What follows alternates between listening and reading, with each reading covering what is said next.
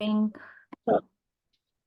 We are recording this session. You were saying in the group that you have problem with the listening part.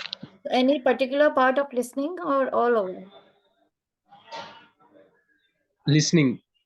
Listening, the whole listening module or any particular part of the listening module? Are you aware of the structure of the exam?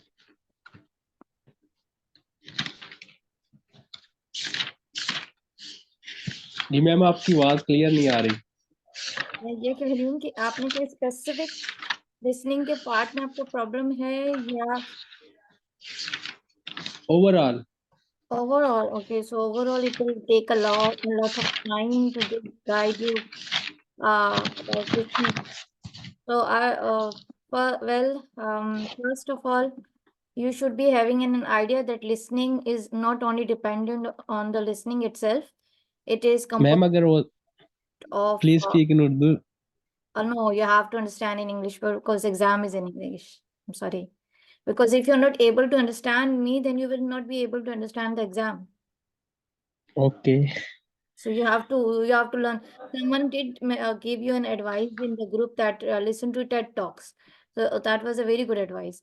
So the thing is that you know that listening is made not only with the questions related to listening, but also there is a lot of part of speaking, which is part of listening also, like retail lecture. It makes a जी part of listening also, repeat sentences, also the part of listening, and many other questions, right? So if okay you improve your speaking part, ultimately you are improving your listening part. जैसे जैसे आपका listening part, speaking part अच्छा होता जाएगा, simultaneously your listening part will improve. So you have to concentrate on these things also, that your repeat sentence and retail lecture are up to the mark. Because retail lectures and these parts make around 30% of the listening part also. So concentrate on the speaking part. That will be very good for you. Coming to the another question, the listening is made up of different modules. Number one is summarize spoken text. So are you following any template for summarize spoken text? Yes ma'am Okay. So have you given any mock exams? Yes How much you are getting? Section test Yeah. How many? Section test Huh, 44 how many are you getting in? Allow me to complete, na? How many are you scoring in summarized spoken text? Ma'am overall 44 No, in summarized spoken text. No idea Can you share the link of your test? 7 जी You share the link of your test on the WhatsApp. I will open it here and then we will discuss by looking at your 44 marks. Okay Send it here. Send it on WhatsApp. Okay ma'am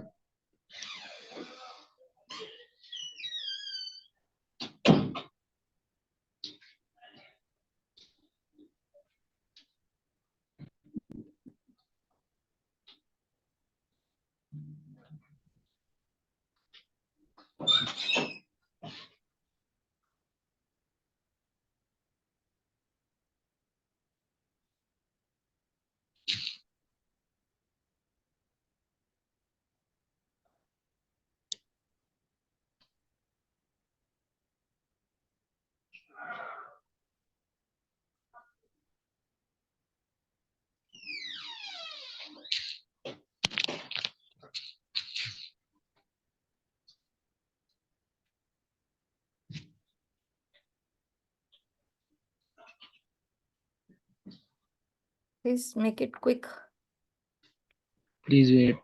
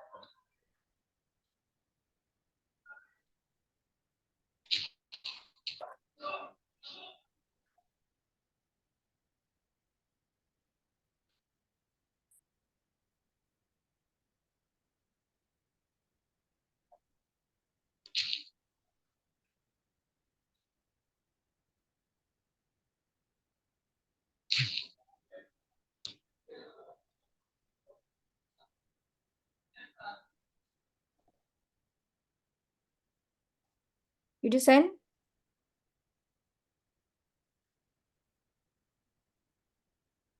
Did you send the? Sending. Send. Mm, 1 minute. Just a second. No, not the picture. There is an option, share the link on WhatsApp. There, share the link of that exam. Go to that exam. Okay. Go to the sectional exam. There, below the score where there is written 44, you will find an option which says share the result. Okay, ma'am. Above this picture, there will be a button which will say share the results. So share me the link. Okay.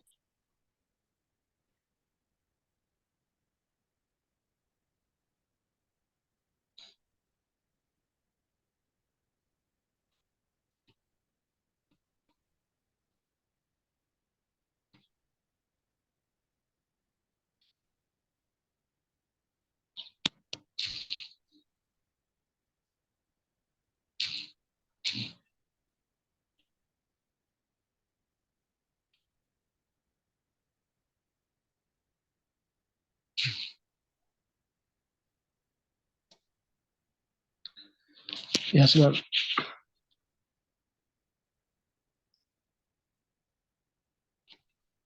Link open. Yeah, yes, wait a second. I share the screen.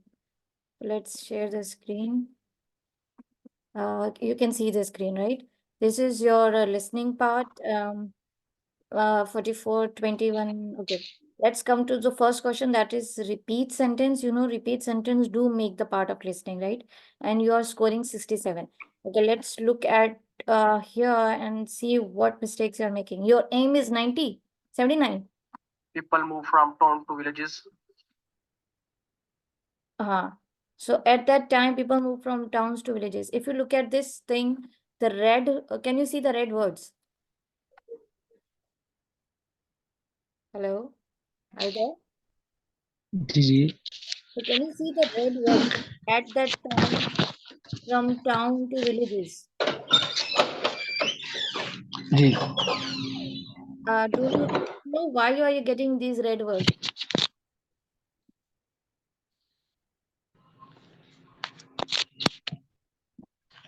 Do you know why are you getting these red words?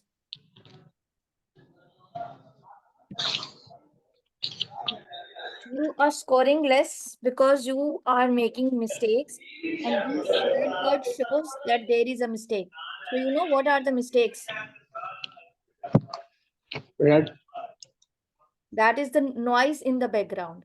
When you are practicing, there is a lot of noise in the background. Because of that, the computer is not able, the artificial intelligence is not able to pick up your voice, and it is giving you red words. It is giving you mistakes. See, if you look at the pronunciation part, you are getting 63. That is because there is a lot of noise. If you look at your, if you listen to your recording, People move from town to villages. okay, so one thing is that there is a lot of noise in the background, and secondly, you are not saying the sentence completely.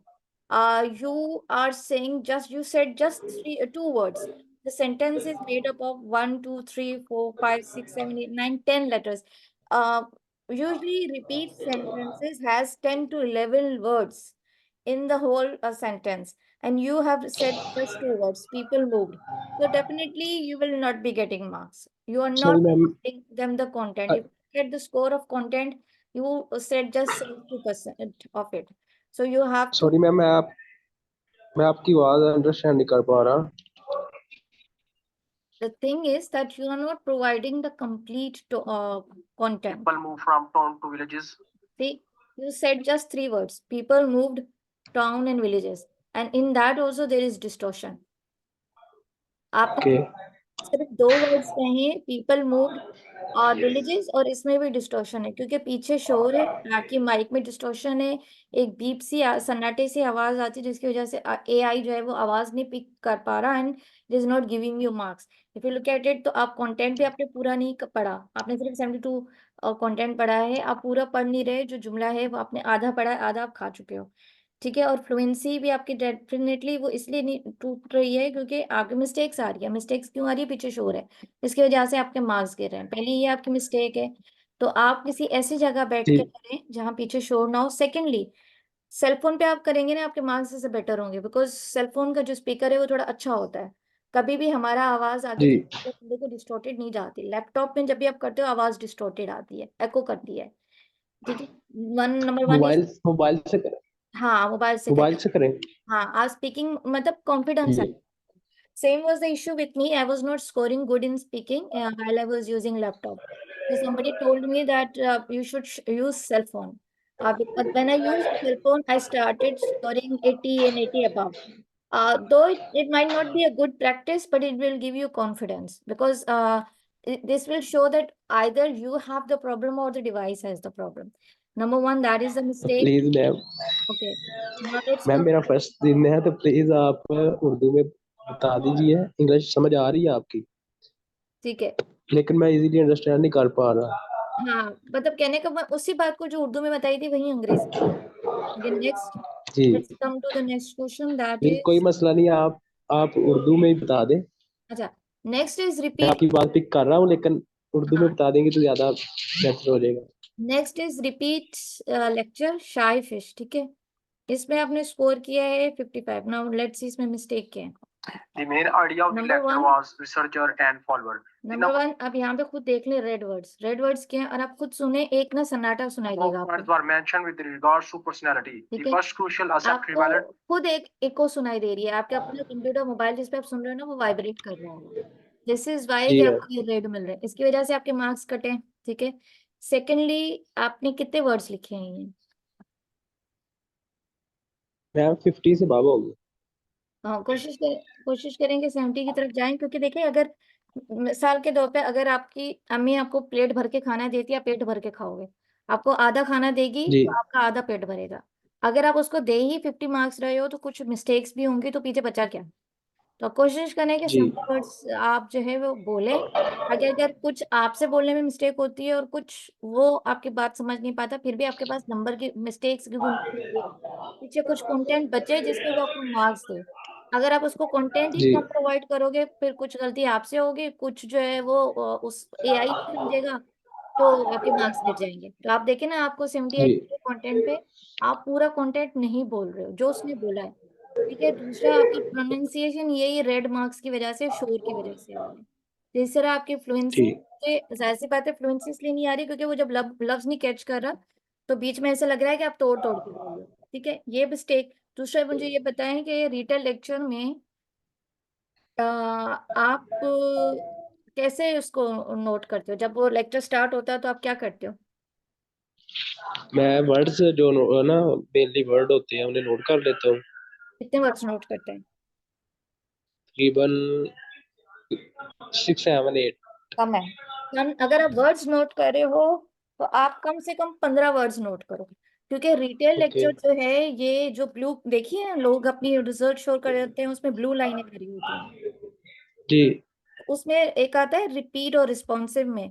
तो वो आपका जो retail lecture है वो 30% है आपकी speaking का, अच्छा खासा पोर्शन है।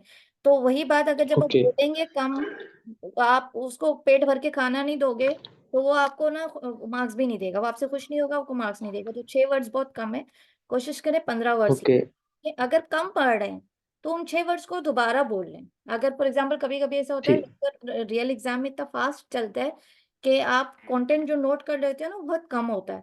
अब कम कंटेंट नहीं बोलना, ठीक आप उसी कंटेंट को दोबारा बोलो। ओके फॉर एग्जाम्पल उसने फिश के बारे में कहा, तो fish swims in sea and fish breathe in sea, तो आप लिख लो fish swim breathe sea, fish swim breathe sea, इस तरह बोल दो। ठीक है। दूसरी ओके। स्ट्रेटेजी ये जो मैंने, मैं मैम जैसे ओनली वर्ड जो होती है ना, जैसे कम्युनिटी उसने बोला है मैंने वो नोट किया, एनर्जी बोला है वो नोट किया, लहदा लहदा ना हाँ ठीक है, वो का मसला नहीं है, वर्ड्स, वो कोई मसला नहीं है। और उन्हें दोबारा यूज कर लूं एंड लगाकर। एंड नहीं, दूसरे जुमले में दोबारा यूज करना, आगे पीछे करके। जी नहीं, जैसे मैम मैंने जो सा टेम्पलेट याद किया हुआ है ना, हम्म, जैसे the main idea of the lecture was community and energy, ऐसे करके मैं लगाता हूँ एक लफ्ज के बाद एंड और नेक्स्ट अगला वर्ड। ठीक है। अच्छा, दूसरी बात ये है कि अगर आप फ्रेजेस नोट कर सको ना, तो मेरा मशवरा होगा कि आप फ्रेजेस नोट करें। जी सेंटेंस हाँ, सेंटेंस का क्या है, नकुल की एक वीडियो देखे जिसमें उसने बताया हुआ है कि आप 5 सेकंड लेक्चर को सुने, ठीक है, और फिर उसको लिखें। जब आप जी लिखते होते हो तो आपसे लेक्चर मिस हो जाएगा कहीं ना ओके कहीं। फिर 5 सेकंड सुने, फिर लिखें। ये ना प्रैक्टिस करके देखिए कि फ्रेजेस वाली बात आपके लिए अच्छी जा रही है या कीवर्ड्स वाली। ये टेस्ट करने से पहले ना आप, आई होप आपने टेस्ट नहीं बुक किया हुआ। जी। चलिए, अच्छा किया। जब तक आपकी प्रैक्टिस नहीं हो जाती ना, अच्छा तो आप आप टेस्ट बुक नहीं कीजिएगा। ओके मैम, आप क्या कह रही हैं, सेंटेंस नोट किया करूँ प्रॉपर एक फिक्रा? दोनों तरीके से ना करके देखिए, कीवर्ड्स करके भी प्रैक्टिस करके देखिएगा आपके कितने मार्क्स आते हैं, सेंटेंस भी करके देखिए आपके कितने मार्क्स आते हैं। इससे आपको आइडिया होगा जी कि कौन सी स्ट्रैटेजी आपको हेल्प करती है ज्यादा। ठीक हो गया। ठीक है, तो इससे भी आपके मार्क्स इसीलिए गिरे। अच्छा, दूसरा आप चलते हैं, और पार्ट है आपका answer short questions. Answer short questions का मैम रिपीट सेंटेंस में आपने क्या बताया, दोबारा बता दीजिए, वो मुझे समझ नहीं लगी उसकी। रिपीट सेंटेंसेस में आपका ना वो है, इनिशियल्स को नोट करें। किसको? इनिशियल्स।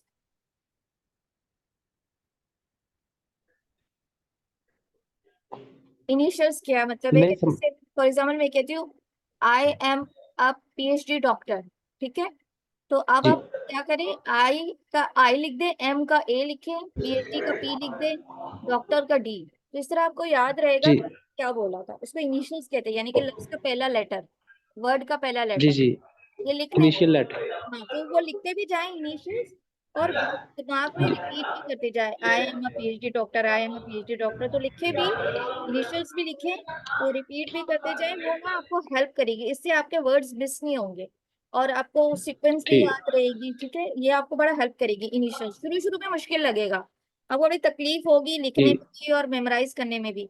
मेमोराइज तो वैसे भी करना है, ओके लिख भी लें, इसकी प्रैक्टिस करेंगे हो जाएगा। 2-3 दफे प्रैक्टिस करेंगे ना, साथ लिख के करने की हो जाएगा। ठीक है, तो इससे पहले आप, इनिशियली लेटर लिख लूँ और उसे साथ रिपीट करता जाऊँ?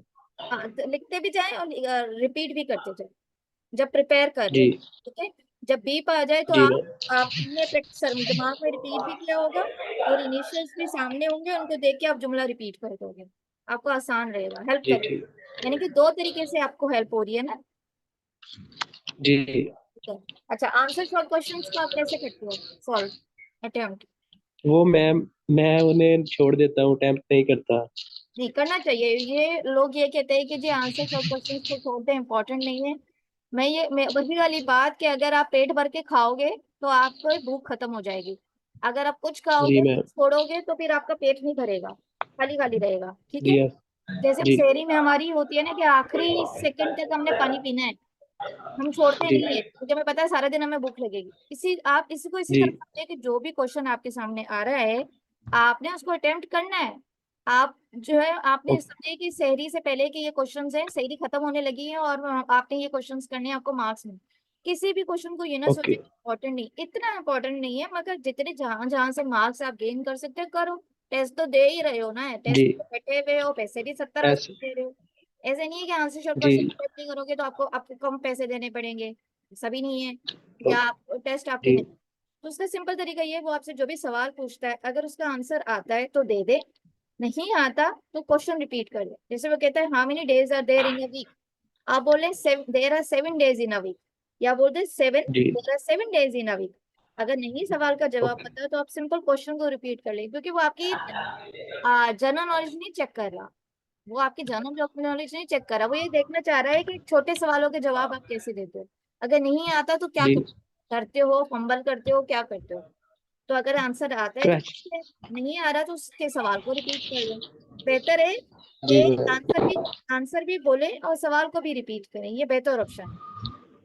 जी ठीक है, अगर अगर आंसर ना आता हो तो क्वेश्चन रिपीट कर दीजिए। हाँ, जो उसने क्वेश्चन बोला था ना वही रिपीट कर दो, जी तरीके से, फंबल मैम। बगैर कॉन्फिडेंस के साथ, क्योंकि वो जी आप जो मैम, जो नहीं। मसला अब जो सेंटेंस पिक करने का मसला है ना वो ज्यादा है।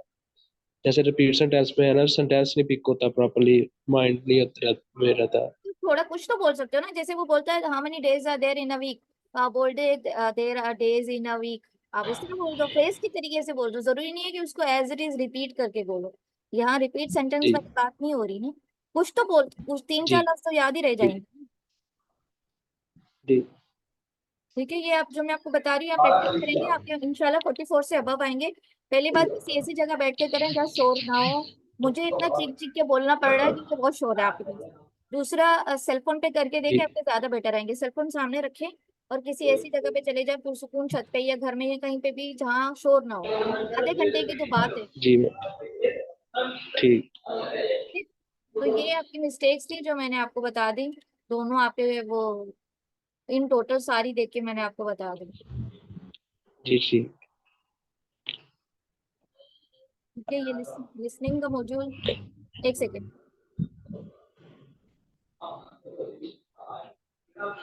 ठीक है, अच्छा, समराइज स्पोकन टेक्स्ट है आपका ये सामने। जी इसमें आपके 7.5 मार्क्स आ गए।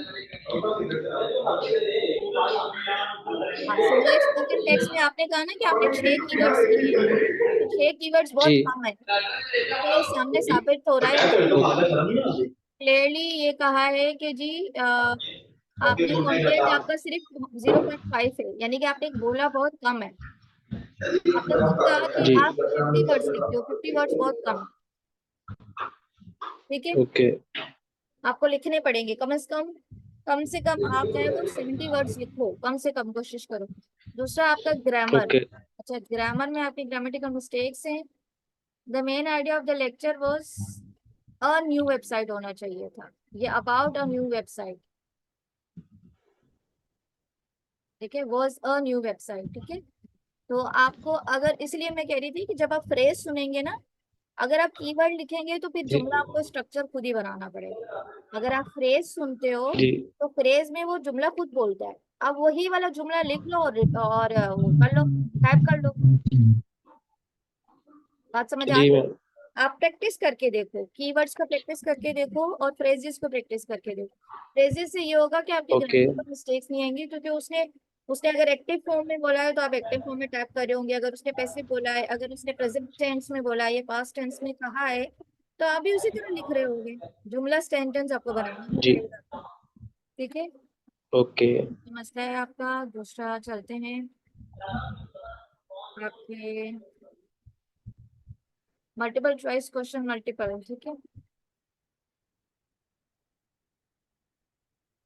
इसमें ये होता है कि जी, इसमें ना जब ये बोल रहा होता है ना मल्टीपल चॉइस क्वेश्चन मल्टीपल में, तब आप क्या करें, वो लेक्चर को जी लिखें। जैसे आप कीवर्ड्स लिखते हो ना जी समराइज स्पोकन टेक्स्ट के लिए, आप इसको लिखें। अब वो बोलता जा रहा है, आप लिखते लिखते जाओ, कीवर्ड्स लिखते जाओ लिखते जाओ। इससे क्या होगा कि आपको अंदाजा हो जाएगा कि इस कंटेंट, इसका कॉन्टेक्स्ट क्या है। फिर आपके लिए ऑप्शन चूज करना बड़ा आसान हो जाएगा, इजी हो जाएगा। जी मैम ठीक है, ये मल्टीपल चॉइस मल्टीपल में। फिर fill in the blanks listening में आपका बहुत बुरा है ये, आपकी स्पेलिंग्स अच्छी नहीं है, आपको स्पेलिंग्स नहीं आती। हाँ, जी ये एसेंशियली स्पेलिंग्स आती है मैम।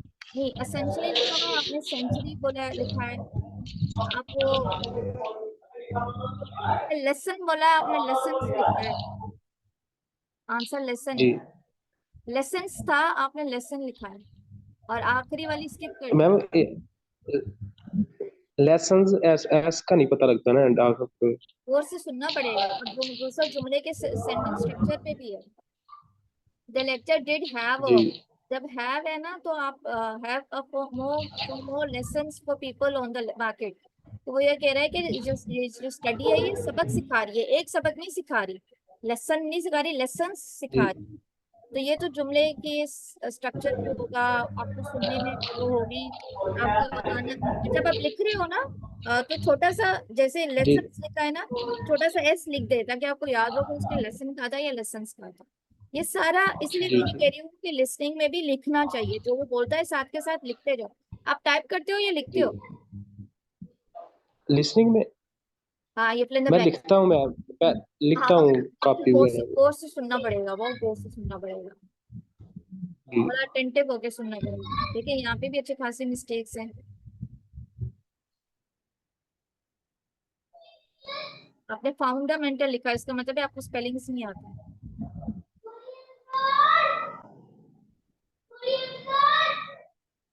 ठीक है, तो उनको सही करें।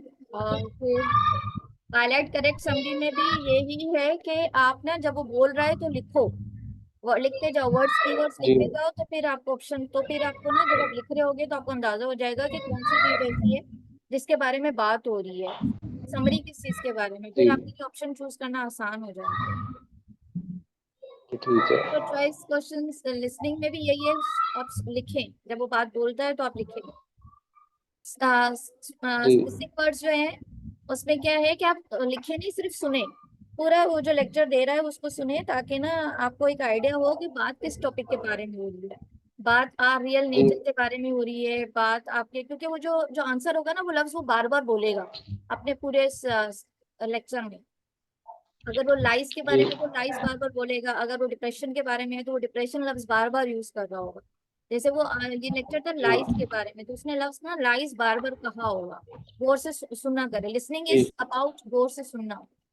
ठीक है, जी फिर हो गया आपकी highlight incorrect word, highlight correct in word में भी वर्ड्स यही है, सुनना होगा आपको।